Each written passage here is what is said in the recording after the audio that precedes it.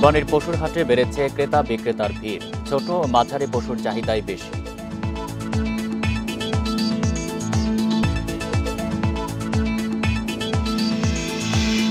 সড়ক মহাসড়কে ঈদে ঘরমুখো মানুষের ভিড়। গুরুত্বপূর্ণ অংশে বসানো হয়েছে চেকপোস্ট।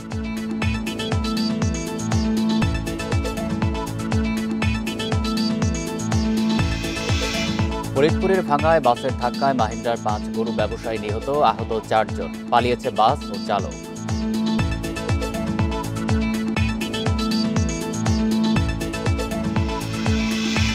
ফের উদ্বেগ বাড়াচ্ছে করোনা। রাজশাহীতে এক সপ্তাহে শনাক্ত 35%, বিধি মানার পরামর্শ।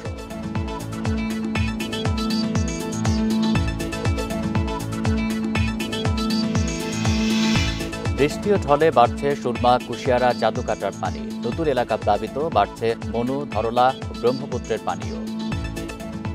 স্বাগত সমগ্র বাংলাদেশ, আপনাদের সাথে আছি আমি আলী আশরাফ। শুনছিলেন শিরোনাম, এবার বিস্তারিত। শুরুতেই কোরবানির পশুর হাটের খবর। রাজধানীর পশুর হাটে ছোট মাঝারি গরুর ক্রেতার চাহিদা রয়েছে, কিন্তু দুশ্চিন্তায় বড় গরুর বিক্রেতারা। কাঙ্ক্ষিত দাম না পাওয়ার শঙ্কা তাদের। ব্যবসায়ীরা বলছেন, এবার বড় গরুর ক্রেতাই কম। বিগত সময়ের বিত্তবান অনেকেই এখন দেশে নেই, যার প্রভাব পড়তে পারে বেচাকেনায়। মিরপুরের ইস্টার্ন হাউজিং হাটে রাজাবাবু, সুলতান ও নবাব নামের 3টি বড় গরু নিয়ে এসেছেন কুষ্টিয়ার ফজলুল হক। এর মধ্যে 20 মণ ওজনের রাজাবাবুর দাম হেঁকেছেন 12 লাখ টাকা, কিন্তু এখন পর্যন্ত দাম উঠেছে মাত্র 6 লাখ। বড় গরু তো এখনো পাইনি। 2-1 খরিদ্দার আসে, আমার মন উপযুক্ত দাম হয় না এখনো। তা আমরা চাচ্ছি এখানে প্রচার হলে বড় গরুর ব্যাপার, লোকজন আসলে আমরা এটা বেশি শান্তি পাবো। 2-3টা গরু আছে, ওই একটা গরুর দামই কম বেশি হয়েছে, তারপর আর হয় নাই। একই অবস্থা পাবনার এই বিক্রেতার। উত্তরার দিয়াবাড়ি হাটে এনেছেন বেলজিয়াম জাতের একটি ষাঁড়। দাম চাওয়া হচ্ছে 14 লাখ টাকা। গরুটা ওজন আছে লাইভ 35 মণ। দাম চাওয়া দাম হচ্ছে 14 লাখ। এখন বেচা কেনার মাধ্যমে এর মধ্যে কম বেশি তো আছেই। রাজধানীর 19টি হাটেই বড় গরুর ব্যাপারীদের মুখে হতাশার ছাপ। কাঙ্ক্ষিত দাম নিয়ে শঙ্কায় তারা। ক্রেতা বলতে তেমন কিছু পাইনি, কিন্তু এই সাধারণ জনগণ, দর্শকের অভাব নেই, কিন্তু আসলে আমি যাদের জন্য আনা তেমন ক্রেতার সমাগমের যে চাহিদার যে একটা মূল্য যাই বলুক, আসলে দামটা বলবে তো। গরু যে দাম করবে বা কথা বলবে, কত দাম জিজ্ঞাসা করছে, কিন্তু কেউ বলছে না ভাই যে আমার গরু ভাই এত টাকা দেবো কি বলবো, এরকম কিছু বলছে না। গরুটা যদি 700-800 টাকা না বেচতে পারি তাহলে আমার লস। এই অবস্থার পর আসি এখানে, বলে বড় গরু চলেই না শুনতেছি। এখন কতদূর কি হবে আল্লাহ ভরসা। বিক্রেতারা বলছেন, নানা কারণে এবার বড় গরুর ক্রেতা কমেছে। সবাই ঝুঁকছেন ছোট ও মাঝারি গরুর দিকে। হাটে একটা কাস্টমার নাই, কিছুই না। আমরা এখন কি করবো মামা, এখন আইসি কুষ্টিয়ার থেকে। গরুর দাম প্রচুর বেশি যাচ্ছে, যেটা ক্রেতার নাগালের বাইরে যাচ্ছে ওনারা দাম, এখনো নাগালের মধ্যে আসেনি। হাটে গরু অনেক জমছে, কিন্তু গরুর দামটা একটু বেশি। অন্যান্য হাটও দেখছি, আমরা গতকাল গাবতলিও গেছিলাম, গাবতলির তুলনায় এই হাটে একটু গরুর দামটা বেশি চাইতেছে। গত বছরের চেয়ে এবার দেশে কোরবানির পশুর উৎপাদন 5 লাখ কমেছে। তারপরও বড় গরুর চাহিদা কম। Adilur Rahman, Independent News, Dhaka. জমে উঠেছে দেশের বিভিন্ন জেলার কোরবানির পশুর হাট। সবগুলো হাটেই বেচাকেনা ভালো বলছেন ক্রেতা বিক্রেতারা। বড় পশুর চেয়ে ছোট মাঝারি পশুর চাহিদা বেশি বাজারে। হাটে ক্রেতা বিক্রেতাদের নিরাপত্তায় তৎপর আইনশৃঙ্খলা বাহিনী। রাজশাহীর সিটি হাট, ক্রেতা বিক্রেতাদের হাকডাকে মুখর কুরবানির পশুর হাট। রাজশাহী অঞ্চলের সবচেয়ে বেশি পশু কেনাবেচা হয় এই হাটে। রাজশাহীর 19টি স্থায়ী হাটে চলছে পশু বেচাকেনা। এবারও ছোট ও মাঝারি গরুর চাহিদা বেশি। দাম নিয়ে মিশ্র প্রতিক্রিয়া ক্রেতা বিক্রেতাদের। গরু এবার অনেক আমদানি, হ্যাঁ, কিন্তু গরুর দাম প্রচুর আর কি, আমরা গরু কিনতে পারছি না। এখন দাম চাচ্ছে 90, ওই 70-75 দাম বলছে। একই চিত্র উত্তরাঞ্চলের অন্যতম বড় নাটোরের তেবাড়িয়া পশুর হাট। এছাড়া সিংড়া, গোপালপুর, গুরুদাসপুর সহ ছোট বড় অন্তত 12টি পশুর হাটেও বেচাকেনা ভালো। গরু উঠা কমের কারণে এই কৃষকেরা যারা গরু নিয়ে এসছে তারা দাম একটু বেশি যাচ্ছে।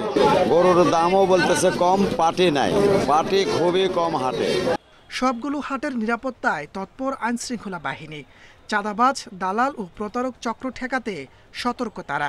কোনো প্রতারক, চাঁদাবাজ কোনো কিছুরই এখানে ঘটে নাই, সমাগম নাই এবং যারা ব্যাপারী গরু কিনে নিয়ে চলে যাচ্ছে স্বাচ্ছন্দ্যে, আইন শৃঙ্খলার পরিস্থিতি ভালো এবং রোডটাও আমরা ক্লিয়ার রাখতে পেরেছি। রাজবাড়ীর বিভিন্ন হাট ঘুরে পশু কিনছেন ক্রেতারা। দাম নিয়ে মিশ্র প্রতিক্রিয়া তাদের। পটুয়াখালীর কলাপাড়ার হাটগুলো জমে উঠলেও ক্রেতা কম বলছেন বিক্রেতারা। খাগড়াছড়িতে ব্যক্তি পর্যায়ে পালন করা গরুর চাহিদা বেশি। গতকালকেও বাজার দেখছি আমরা, পরশুদিনও বাজার দেখছি, আজকে বাজার একটু বেশি মনে হচ্ছে, আরো বেশি মনে হচ্ছে। একটা গরু দেখছি ছোট দেশি গরু, মোটামুটি বাজার আগের চেয়ে অনেক ভালো। হাটে জাল নোটের ব্যবহার ঠেকাতে সতর্ক ব্যাংক কর্মকর্তারা। পাশাপাশি অসুস্থ পশু শনাক্তে কাজ করছেন ভেটেনারি কর্মকর্তারাও। তাপস সরকার, ইন্ডিপেন্ডেন্ট নিউজ। গরু মহিষের পাশাপাশি চট্টগ্রামের কর্ণফুলীর মজ্জারটেক কোরবানির পশুর হাটে এবারের চমক মরুভূমির জাহাজ খ্যাত উট। উটগুলো দেখতে ভিড় করছেন কৌতূহলী মানুষ। প্রতিটি উটের দাম হাঁকা হচ্ছে ৩৫ লাখ টাকা। বিক্রি না হলে উট তিনটি জবাই করে আশেপাশের মানুষকে খাওয়াবেন বলে ঘোষণা দিয়েছেন হাটের ইজারাদার।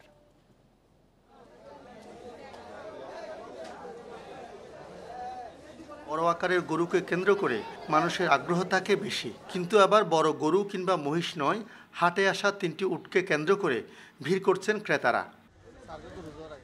5 বছর আগে সৌদি থেকে 60টি উট আনেন বেনাপুলের ফিরোজ মামুন ডেইরি ফার্ম। চট্টগ্রামের এই হাটে আনা 12 থেকে 15 মন ওজনের প্রতিটি উটের দাম চাওয়া হয়েছে 35 লাখ।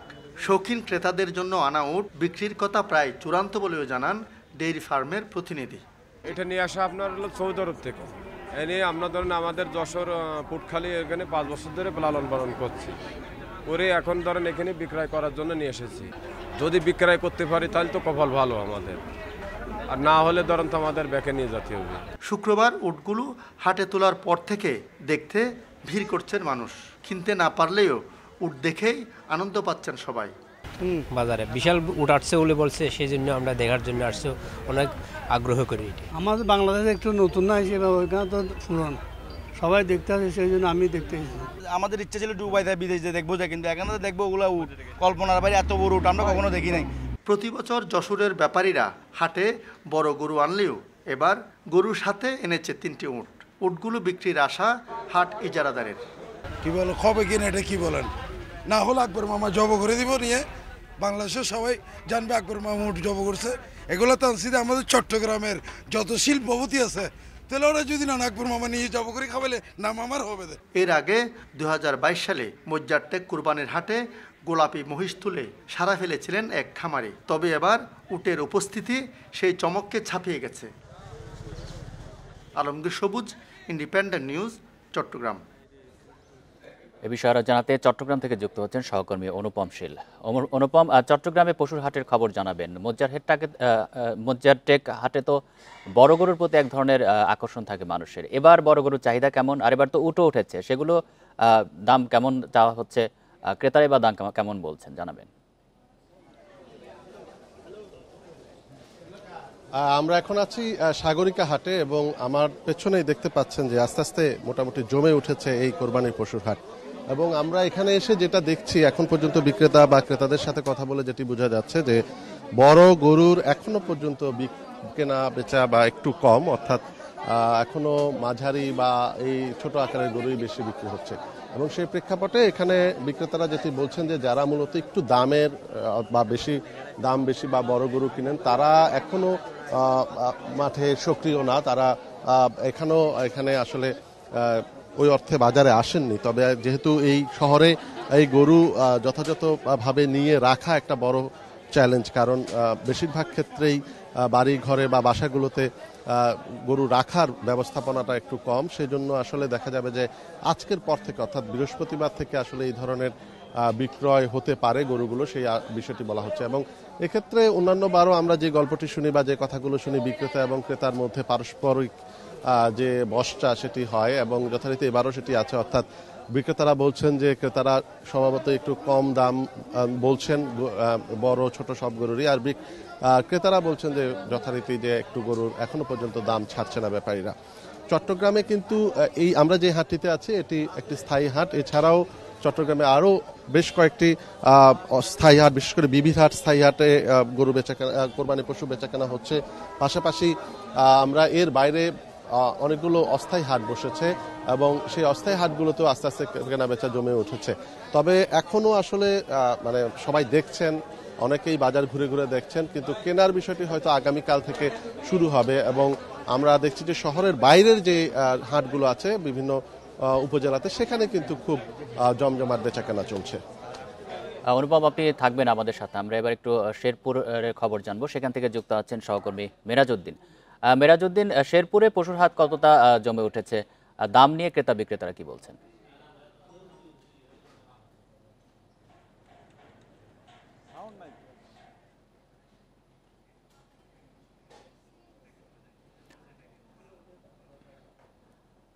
আমরা মেরাজের সাথে এই মুহূর্তে সংযোগটি স্থাপন করতে পারিনি। আমাদের সাথে যুক্ত ছিলেন সহকর্মী অনুপম শীল। প্রধান উপদেষ্টা যুক্তরাজ্য সফরকে সামনে রেখে পররাষ্ট্র মন্ত্রণালয়ে ব্রিফিং চলছে, সরাসরি চলে যাচ্ছি সেখানে। ঐতিহ্যবাহী শিল্প, স্থাপত্যকলার লালন ও প্রসার এবং সৃজনশীল ও উদ্ভাবনী উদ্যোগসমূহকে উৎসাহ প্রদানের লক্ষ্যে রাজা তৃতীয় চার্লস তথা তৎকালীন প্রিন্স অফ ওয়েলস 1990 সালে দ্য কিংস ফাউন্ডেশন নামে যুক্তরাজ্য ভিত্তিক দাতব্য সংস্থাটি প্রতিষ্ঠা করেন। গত বছর অর্থাৎ 2024 সালে জলবায়ু পরিবর্তনের অভিঘাত মোকাবেলা ও টেকসই উন্নয়নে অনবদ্য অবদান রাখায় ফাউন্ডেশনের পক্ষ থেকে জাতিসংঘের মহাসচিব বান কি মুনকে সম্মানসূচক কিং চার্লস III হারমোনি অ্যাওয়ার্ডে ভূষিত করা হয়। তাছাড়া দ্য কিংস ফাউন্ডেশন তার 35 বছর পূর্তি উপলক্ষে আগামী 11 জুন 2025 তারিখ সন্ধ্যায় একটি বিশেষ নৈশভোজের আয়োজন করেছে। মাননীয় প্রধান উপদেষ্টা এই নৈশভোজেও যোগ দেবেন বলে ধারণা করা হচ্ছে। সামগ্রিকভাবে এই সফর বাংলাদেশ ও যুক্তরাজ্যের মধ্যকার ঐতিহ্যবাহী বন্ধুত্বপূর্ণ সম্পর্ককে আরো গভীর ও সুসংহত করবে, বাংলাদেশের আন্তর্জাতিক অবস্থানকে আরো শক্তিশালী করবে, দুদেশের অর্থনৈতিক সম্পর্ককে নতুন উচ্চতায় পৌঁছে দেবে এবং চলমান গণতান্ত্রিক প্রক্রিয়ায় আন্তর্জাতিক সমর্থন আদায়ে গুরুত্বপূর্ণ ভূমিকা পালন করবে বলে আমরা বিশ্বাস করি। আপনাদের সবাইকে ধন্যবাদ। এবার আপনাদের কোনো প্রশ্ন থাকলে আমরা উত্তর দিতে চেষ্টা করব। এখানে প্রধান উপদেষ্টা যুক্তরাজ্য সফর নিয়ে ব্রিফিং হচ্ছিল পররাষ্ট্র মন্ত্রণালয়ে। আমরা সরাসরি সেখানে ছিলাম। যাচ্ছি পরের খবরে। ঈদের ছুটি শুরু না হলেও ঘরে ফেরা মানুষের চাপ বেড়েছে সড়ক মহাসড়কে, তবে কোথাও তেমন যানজট লক্ষ্য করা যায়নি। গাজীপুরে বৃষ্টিতে সড়কে জলাবদ্ধতা তৈরি হলে দুর্ভোগের আশঙ্কা করছেন যাত্রী ও চালকেরা। তবে যানজট নিরসন ও জলাবদ্ধতা দূর করতে সব ধরনের প্রস্তুতির কথা জানিয়েছে পুলিশ ও সিটি কর্পোরেশন। এদিকে সাভার ও আশুলিয়ায় পোশাক কারখানার ঈদের ছুটি শুরু না হওয়ায় নবীনগর, চন্দ্রা ও ঢাকা আরিচা মহাসড়কে নেই যানবাহনের চাপ। বিকেল থেকে প্রথম ধাপে অন্তত 40% কারখানায় ছুটি শুরু হলে সন্ধ্যার পর চাপ বাড়তে পারে। এছাড়া ঢাকা টাঙ্গাইল মহাসড়কে ঘরমুখী মানুষের চাপ বেড়েছে। পরে যমুনা সেতু সংযোগ সড়কে কয়েকটি দুর্ঘটনা ও গাড়ি বিকল হওয়ায় থেমে থেমে যানজট সৃষ্টি হয়। দুর্ঘটনা কবলিত যানবাহন সরানোর পর স্বাভাবিক হয় চলাচল।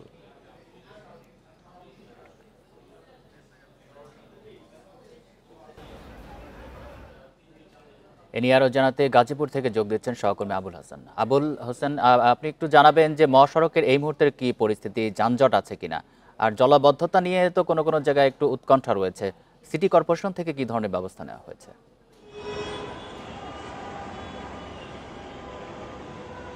দেখুন, সড়কের পরিস্থিতি যদি বলি, এখন কিন্তু মহাসড়কে গাড়ির চাপ বেড়েছে এবং মানুষের উপস্থিতি আমরা দেখেছি আগের তুলনায় অনেকটা বেড়ে গেছে। এবং আগামীকাল আপনি জানেন যে গাজীপুরের বেশিরভাগ তৈরি পোশাক কারখানা ছুটি হবে, সেই ক্ষেত্রে মানুষের চাপ এবং গাড়ির চাপ আরও বাড়তে পারে এরকমটা বলছেন এখানকার ট্রাফিক বিভাগ। এবং সেই লক্ষ্যে তাদের আলাদা পরিকল্পনা রয়েছে বলে এখানকার পুলিশ কর্মকর্তারা আমাকে জানিয়েছেন।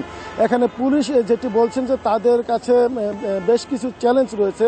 এর মধ্যে একটি হচ্ছে যদি বৃষ্টিপাত হয় সেক্ষেত্রে মহাসড়কের বিভিন্ন পয়েন্টে, বিশেষ করে ভোগড়া বাইপাস, চান্দনা চৌরাস্তা সহ বেশ কিছু এলাকায় জলাবদ্ধতা সৃষ্টি হতে পারে। সেক্ষেত্রে গাড়ির গতি কমে গেলে বা অনেক সময় গাড়ি বৃষ্টিতে পানিতে এখানে যে যন্ত্রাংশ সেগুলো বিকল হয়ে গেলে তাদের সেক্ষেত্রে কিছুটা সমস্যা হতে পারে, সেই আশঙ্কাটা রয়েছে। এছাড়া এখানে কিন্তু যত্রতত্র যে গাড়ি পার্কিং ওভারটেকিং এগুলো সমস্যা রয়েছে। পাশাপাশি আপনি জানেন যে বিভিন্ন ফিডার রুট রয়েছে, সেই ফিডার রুট থেকে অনেক সময় অটোরিকশা সিএনজি চালিত গাড়ি এগুলো মহাসড়কে উঠে আসছে। ফলে এখানে ট্রাফিক বিভাগ বলছে যে এগুলো তাদের জন্য চ্যালেঞ্জ হয়ে দাঁড়িয়েছে এবং তারা বলছেন যে এগুলো মাথায় রেখেই তারা বিভিন্নভাবে কাজ করে যাচ্ছেন। অতিরিক্ত পুলিশ মোতায়েন করেছেন এবং কোনো কারণে গাড়ি যদি বিকল হয়ে যায় সেক্ষেত্রে রেকারিং করে যাতে গাড়ি দ্রুত সরিয়ে ফেলা যায় সেই লক্ষ্যে তাদের পরিকল্পনা রয়েছে। কিছুক্ষণ আগে এখানে গাজীপুরের মহানগর পুলিশের কমিশনার এসেছিলেন, তিনি এখানে সার্বিক ট্রাফিক ব্যবস্থাপনা দেখেছেন এবং তিনি বলছেন যে এখন পর্যন্ত যে পরিবেশ রয়েছে, পরিস্থিতি রয়েছে, সেখানে কোনো ধরনের বড় ধরনের কোনো যানজট নেই, গাড়ি অনেকটা স্বাভাবিক গতিতেই চলাচল করছে। তবে তিনি বলছেন যে যদি বৃষ্টিপাত হয় সেই কারণে কিছুটা সমস্যা হতে পারে, সেই লক্ষ্যে তাদের আলাদা পরিকল্পনা রয়েছে এবং তিনি বলছেন যে অতিরিক্ত পুলিশ এখানে কাজ করছে। পাশাপাশি যাত্রীদের তিনি বলছেন যে তাড়াহুড়ো না করে ধীর স্থিরভাবে যাতে গন্তব্যে যান সেই ব্যাপারে তিনি বলছেন যে এই চ্যালেঞ্জগুলো ছাড়াও কিন্তু পশুবাহী ট্রাক রয়েছে যেগুলো ঢাকামুখী রয়েছে, ফলে ট্রাফিক বিভাগের দুই দিকেই কিন্তু কাজ করতে হচ্ছে। আর জলবদ্ধতার নিরসনের ব্যাপারে সিটি কর্পোরেশন বলছেন যে মুগর খাল সহ বেশ কিছু খাল তারা পুনরুদ্ধার করেছেন, অনেক ড্রেনেজ ব্যবস্থায় সচল করেছেন, ফলে তারা আশা করছেন যে জলবদ্ধতার আশঙ্কা করা হচ্ছে সেই জলবদ্ধতা নিরসন হবে এবং সেই লক্ষ্যে তাদের আলাদা ভলান্টিয়ার রয়েছে বলে সিটি কর্পোরেশন কর্তৃপক্ষ আমাদেরকে জানিয়েছে। এই ছিল গাজীপুরের সড়ক পরিস্থিতির খবর। গাজীপুর থেকে জানাচ্ছেন সহকর্মী আবুল হাসান। ঈদকে সামনে রেখে ঢাকা চট্টগ্রাম মহাসড়কের কুমিল্লা অংশে যানজট ও আইনশৃঙ্খলা রক্ষায় পুলিশের পাশাপাশি দায়িত্ব পালন করছে সেনাবাহিনী। মহাসড়কের গুরুত্বপূর্ণ অংশে বসানো হয়েছে চেকপোস্ট। মহাসড়কের যানজটপ্রবণ এলাকা, অপরাধ ও দুর্ঘটনাপ্রবণ এলাকা চিহ্নিত করা হয়েছে। এছাড়া আঞ্চলিক মহাসড়কেও হাইওয়ে পুলিশের সদস্য মোতায়েন করা হয়েছে। ঢাকা চট্টগ্রাম মহাসড়কের কুমিল্লা অংশে 12টি পয়েন্টকে গুরুত্ব দিয়ে সড়ক নিরাপত্তায় যৌথ বাহিনীর তল্লাশি চালানো হবে।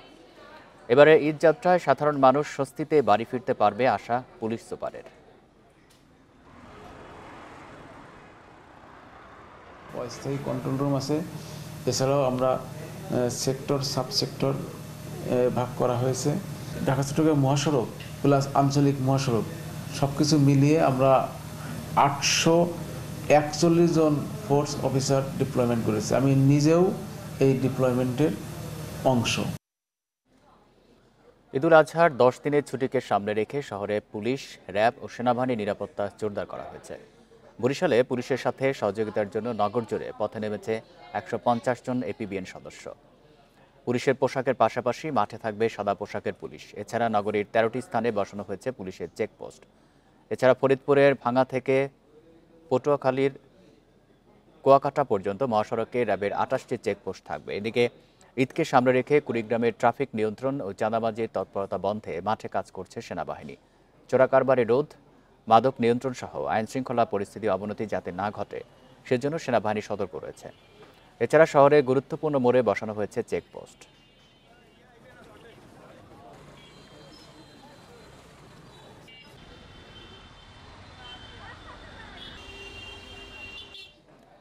লক্ষ্মীপুরে ঈদকে সামনে রেখে বাস টার্মিনাল ও সড়কে যাত্রীদের কাছ থেকে অতিরিক্ত ভাড়া আদায়ের প্রতিবাদে মানববন্ধন করেছে স্থানীয়রা।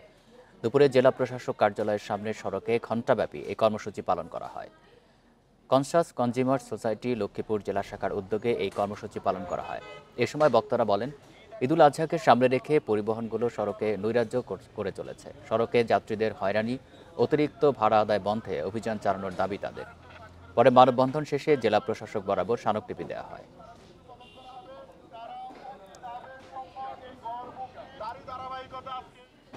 ফরিদপুরের ভাঙ্গায় বাসের ধাক্কায় মাহিন্দ্রার 5 যাত্রী নিহত হয়েছেন। এই ঘটনায় আহত হয়েছেন আরও 4 জন। নিহতরা সবাই মাহিন্দ্রার যাত্রী। সকালে গরু কিনতে শিবচর থেকে টেকেরহাটে যাচ্ছিল মাহিন্দ্রাটি। ঘটনার পরপরই পালিয়ে গেছে যাত্রীবাহী সেই বাস। বুধবার সকালে ফরিদপুরের ভাঙ্গা থেকে গরু কিনতে অন্য যাত্রীদের সঙ্গে যাচ্ছিলেন ইব্রাহিম সর্দার, তার ছেলে মনির। মাহিন্দ্রাটি টেকেরহাটের দিকে যাচ্ছিল। বাবলাতলা এলাকায় পৌঁছালে যাত্রীবাহী বাস ধাক্কা দেয় গাড়িটিকে। এতে বাবা ছেলে সহ মাহিন্দ্রার 4 যাত্রী নিহত হন। আহত 5 জনকে উদ্ধার করে ভাঙ্গা স্বাস্থ্য কমপ্লেক্সে নেওয়া হলে মারা যান আরও 1 জন। গুরুতর আহত 4 জনকে ফরিদপুর মেডিকেলে পাঠানো হয়েছে। দুর্ঘটনার খবর পেয়ে হাসপাতালে ছুটে আসেন স্বজনরা। আমার বাড়িতে এখন 3 জন মারা গেছে, আমার আব্বা, আমার ছোট ভাই, আমার ফুফাতো ভাই। অটোটা যাত্রী নামতেছিল, মাহিন্দ্রা আসতে মাথা বাড়াইছে, একটা পরিবার এসে মাহিন্দ্রার বাড়ি দিয়ে ফেলে গেছে। নিহতরা সবাই গরু ব্যবসায় জড়িত বলে জানিয়েছে হাইওয়ে পুলিশ। টোটাল 5 জন নিহত হয়েছেন, এটা অত্যন্ত মর্মান্তিক। আমরা ইতিমধ্যে 4 জনের নাম ঠিকানা শনাক্ত করা হয়েছে, আর বাকিটা প্রক্রিয়াধীন আছে। এই ঘটনায় আমরা রেগুলার মামলা রুজু হবে। তদন্ত সাপেক্ষে আমরা আশা করি ঘাতক যে গাড়ি সেটাকে আমরা আইডেন্টিফাই করতে পারবো। ঘটনার পরপরই বাস নিয়ে পালিয়েছে চালক। বাস শনাক্তে কাজ করছে হাইওয়ে পুলিশ। Independent news. রাজশাহীতে এক সপ্তাহে করোনা শনাক্তের হার 35% বেশি। শুধু সোম এবং মঙ্গলবার 26টি নমুনার 13টিতেই কোভিড ভাইরাস ধরা পড়েছে। আক্রান্তরা বেশিরভাগ চিকিৎসা সেবায় জড়িত। এতে উদ্বেগের কিছু না দেখলেও স্বাস্থ্যবিধি মেনে চলার পরামর্শ বিশেষজ্ঞদের। 2022 সাল থেকে করোনা সংক্রমণ কমতে শুরু করে। পরের বছর থেকে করোনা রোগী শনাক্তের হার শূন্যের কাছাকাছি। তবে নতুন করে যেন আবার চোখ রাঙাচ্ছে অতি সংক্রমণশীল এই ভাইরাস। রাজশাহী মেডিকেলের ল্যাবে 1.5 বছরে শুধু বিদেশ যাত্রা কিংবা ব্যক্তিগত কারণে করোনা পরীক্ষার জন্য নমুনা জমা পড়েছে। এই সময়ে কারোই এ রোগ শনাক্ত হয়নি। তবে মে মাসের শেষ সপ্তাহে একজনের শরীরে এ ভাইরাস ধরা পড়ে। এরপর এ হার বাড়তে থাকে। গেল সোমবার 15টি নমুনার মধ্যে 9টিতে করোনা ধরা পড়ে। আমরা যে ভ্যাকসিন দিলাম, ধরেন তার ভ্যাকসিনটা গেল, তার ওই ভ্যাকসিনটা যায় ওই ভাইরাসটা কাজ করবে। এখন সেই ভাইরাস একটা চেঞ্জ হয়ে গেল, তখন আর আমার ওকে চিনতে পারছে না। ফলশ্রুতিতে কী হচ্ছে, সে আক্রান্ত হচ্ছে। কিন্তু যেটা হচ্ছে লাভ, যেটা হচ্ছে আমাদের সিভিয়ারিটি কম হচ্ছে। নতুন আক্রান্তদের হাসপাতালে ভর্তির প্রয়োজন হয়নি। তবুও বিশেষ ওয়ার্ড প্রস্তুত রেখেছে রাজশাহী মেডিকেল। করোনার জন্য যে বিশেষায়িত আইসোলেশন ওয়ার্ড সেটি সার্বক্ষণিক প্রস্তুত রেখেছি, এবং যে কোনো পরিস্থিতিতে যদি করোনা পজিটিভ রোগী আমাদের এখানে ভর্তি হয়, আমরা তাদের সেবা দেওয়ার জন্য যা যা প্রয়োজন, সেই জনবল থেকে শুরু করে ওষুধপত্র, সেগুলো প্রস্তুত রেখেছি। সংক্রমণ বৃদ্ধিতে উদ্বেগের কিছু দেখছেন না বিশেষজ্ঞরা। বলছেন আগের মতো তীব্র শারীরিক সমস্যা হওয়ার শঙ্কা কম এখন। করোনা ভাইরাস মিউটেশন হয়ে যাওয়ার পরে এটা মেইনলি এখন আপার রেসপিরেটরি ট্র্যাক্টকে ধরতেছে। একদম ফ্লু লাইক সিমটমস, মানে সর্দি, জ্বর, কাশি একটু এরকম থাকতেছে। সিভিয়ার কেস আমরা রাজশাহীতে এখনও দেখি নাই। সেই সময় কিন্তু প্রেডিকশন ছিল যে করোনাটা একসময় আলটিমেটলি ফ্লু লাইক ইলনেসের মতো করে কমিউনিটিতে পারসিস্ট করবে, এবং সেই প্রেডিকশনটা কিন্তু আসলে বাস্তবে আমরা দেখতে পাচ্ছি। চিকিৎসকরা উদ্বিগ্ন না হলেও মাস্ক ব্যবহার সহ অন্য স্বাস্থ্যবিধি মেনে চলার পরামর্শ দিয়েছেন। Ahsan Habib, Apu, independent news, Rajshahi. বৃষ্টি উজানের ঢলে সুনামগঞ্জে বাড়ছে সুরমা, কুশিয়ারা ও জাদুকাটা নদীর পানি। এতে প্লাবিত হচ্ছে নতুন নতুন এলাকা। মৌলভীবাজারে মনু ও ধলাই নদীর পানি বিপদসীমার ওপর দিয়ে বইছে। এদিকে কুড়িগ্রামে তিস্তার পানি কমলেও বাড়ছে ধরলা ও ব্রহ্মপুত্রের পানি।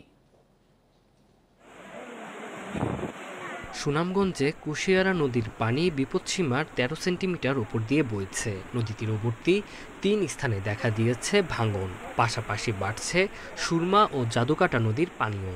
আগামী 48 ঘন্টা পানি আরও বাড়তে পারে বলে জানিয়েছে পানি উন্নয়ন বোর্ড।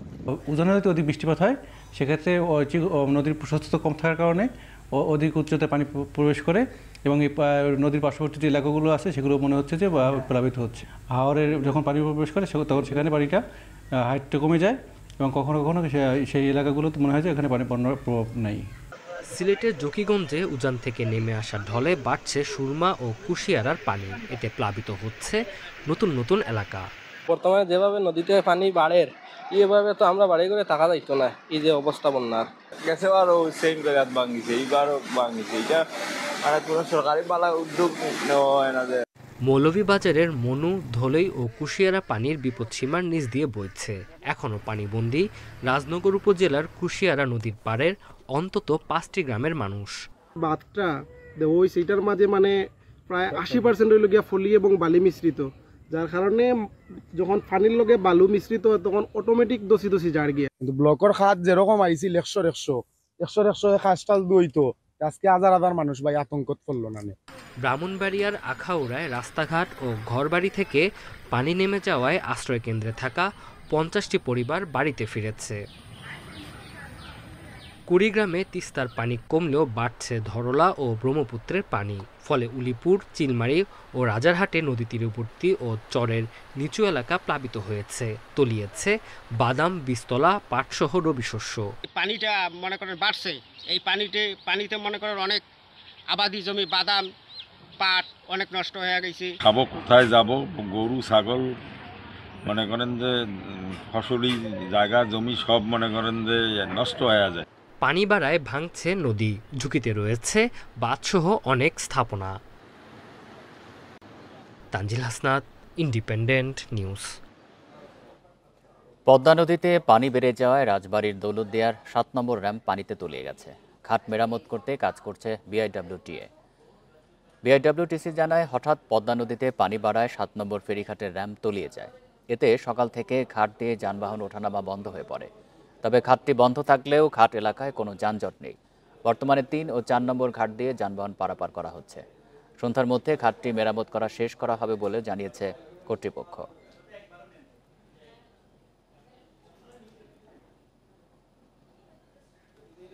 শরীয়তপুর সদরে যুবদলের সভাপতি রুহুল আমিন ব্যাপারীর বাড়িতে ককটেল বিস্ফোরণ ঘটিয়েছে দুর্বৃত্তরা। মঙ্গলবার রাতে পৌরসভার ৮ নম্বর ওয়ার্ডের স্বর্ণঘোষ এলাকায় এই ঘটনা ঘটে।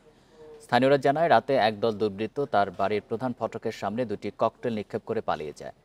এতে আশপাশের এলাকায় আতঙ্ক ছড়িয়ে পড়ে। খবর পেয়ে পুলিশ ঘটনাস্থলে গিয়ে আলামত সংগ্রহ করে। লিখিত অভিযোগ পেলে আইনগত ব্যবস্থা নেওয়া হবে বলে জানিয়েছে পুলিশ। রুহুল আমিন দীর্ঘদিন ধরে বিএনপির রাজনীতি করে আসছেন।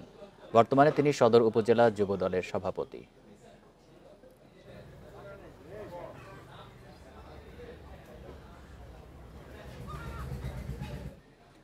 কুমিল্লায় জেল থেকে বের হয়ে পশুর হাটে ডাকাতির প্রস্তুতিকালে 3 যুবককে গ্রেপ্তার করেছে পুলিশ।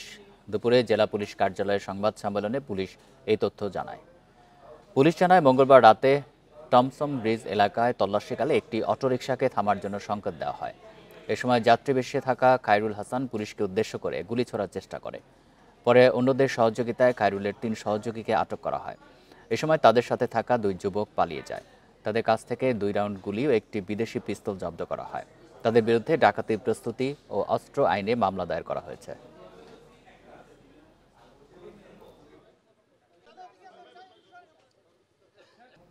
পঞ্চগড়ে ভুট্টা খেতে কাজ করার সময় বিদ্যুৎ স্পর্শে কলেজ ছাত্রসহ 3 জনের মৃত্যু হয়েছে। সকালে সদর উপজেলার ফকিরেরহাট এলাকায় এই ঘটনা ঘটে।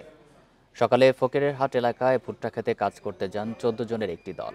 এ সময় ক্ষেতের মধ্যে বিদ্যুতের তার ছেঁড়া অবস্থায় পড়েছিল। এক পর্যায়ে বিদ্যুৎ সরবরাহ চালু হলে কয়েকজন বিদ্যুৎ স্পর্শে আহত হন। এতে ঘটনাস্থলে মারা যান কলেজ ছাত্র জামিউল। আহত অবস্থায় 3 জনকে হাসপাতালে নেয়ার পথে মারা যান রাব্বানী ও শাহিন। গুরুতর আহত অবস্থায় জয় ইসলাম নামে একজনকে উন্নত চিকিৎসার জন্য রংপুর মেডিকেল কলেজ হাসপাতালে পাঠানো হয়েছে।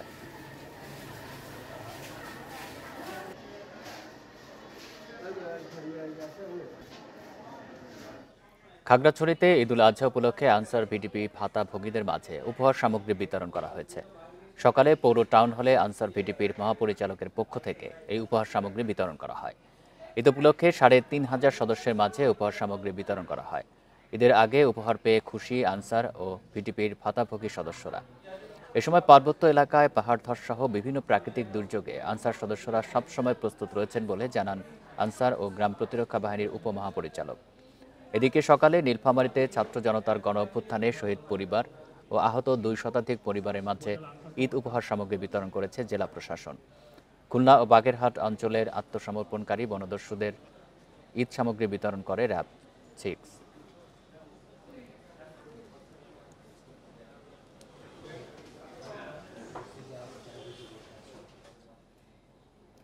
নওগাঁয় ফ্ল্যাট বুঝিয়ে না দেওয়ার অভিযোগ উঠেছে 3 লিজেন্ড ডেভেলপমেন্ট কোম্পানি লিমিটেডের পরিচালক নীলুফা আক্তারের বিরুদ্ধে। ভুক্তভোগীর দাবি, জমির মালিক চুক্তি অনুযায়ী নির্ধারিত সময়ের মধ্যেও ফ্ল্যাট বুঝে পাননি। এ বিষয়ে 3 লিজেন্ড ডেভেলপমেন্ট কোম্পানি লিমিটেডের পরিচালক জানান, মুস্তাফিজুর রহমান রেপ্তা সহ 3 মালিককে চুক্তি অনুসারে 35% ফ্ল্যাট বুঝে দেওয়া হয়েছে। তবে বিভিন্নভাবে বাধা দেয়ায় ফ্ল্যাটের কাজ শেষ করা যায়নি। নওগাঁ সদর মডেল থানার অফিসার ওসি নুরে আলম সিদ্দিকী বলেন, এ বিষয়ে ভুক্তভোগী থানায় অভিযোগ দিয়েছেন।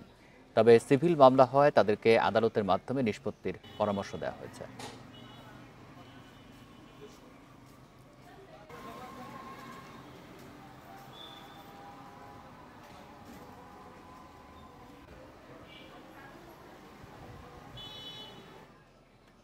নেত্রকোনার দুর্গাপুরের বিজয়পুর সীমান্ত দিয়ে ৩২ জনকে পুশিন করেছে বিএসএফ। তাদের মধ্যে ২১ জন নারী, ৩ জন শিশু ও ৮ জন পুরুষ। মঙ্গলবার রাতে বিজয়পুর সীমান্তে তাদেরকে পুশিন করা হয় বলে জানিয়েছে বিজিবি। বাহিনীটির ময়মনসিংহ সেক্টরের কমান্ডার কর্নেল সরকার মোহাম্মদ মুস্তাফিজুর রহমান জানান, সীমান্তে প্রায় ৫-৬ গজ ভেতরে জগৎকুড়া এলাকায় তাদেরকে পুশিন করে বিএসএফ। পরে তাদেরকে আটক করা হয়। প্রাথমিক জিজ্ঞাসাবাদের জন্য আটক ৩২ জনকে জেলা পরিষদ ডাকবাংলোতে রাখা হয়েছে। এদিকে চাঁপাইনবাবগঞ্জের জোহরপুর সীমান্তে অনুপ্রবেশের অভিযোগে বিএসএফের এক সদস্যকে আটক করে স্থানীয়রা। পরে পতাকা বৈঠকের মাধ্যমে তাকে ফেরত দেওয়া হয়।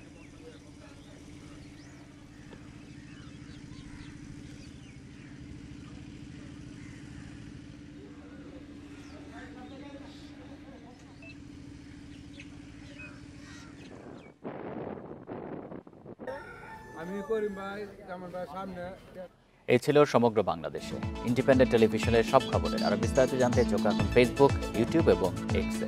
ধন্যবাদ সবাইকে।